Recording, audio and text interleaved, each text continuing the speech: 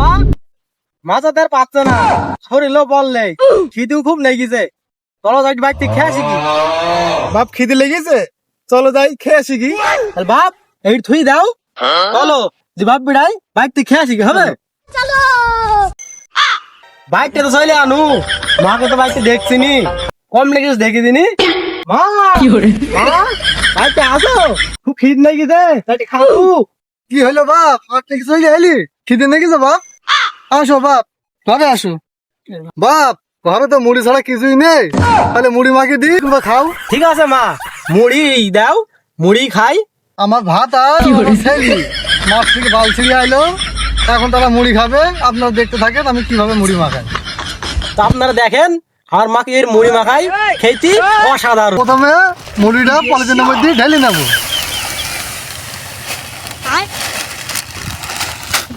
এবার আমাদের সেই মেহেরপুর জেলার বিখ্যাত চানাচুর লাভলি, খেতে অসাধারণ লাগে, সেটা মুড়ির মধ্যে ঢেলে নেব।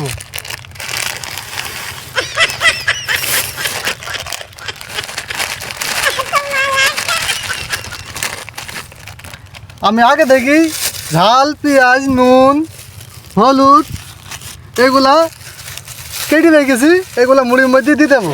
ठीक है। এবার সে আমাদের ঘরে খাঁটি সরিষার তেল মুড়ির মধ্যে ঢেলে নেব।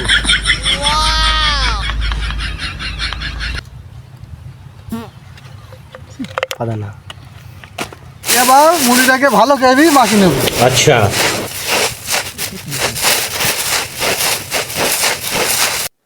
ও মা মুড়িটা খাই তাহলে হেবি মজা হবে। মাঠ থেকে বাল ছেড়ে আইলি, এই নাও তোমার খেয়ে নিও, তুমি মুড়িটা খেয়ে নাও। তো আপনারা দেখেন আমার মা কত সুন্দর করে মুড়ি মাখিছে, আমার এখন দুই বাপ বেটাই খাবো। আমার মা মুড়ি মাখিছে খেতে অসাধারণ। নানি নানি আমি মুড়ি খাবো। ও মুড়ি খাবা?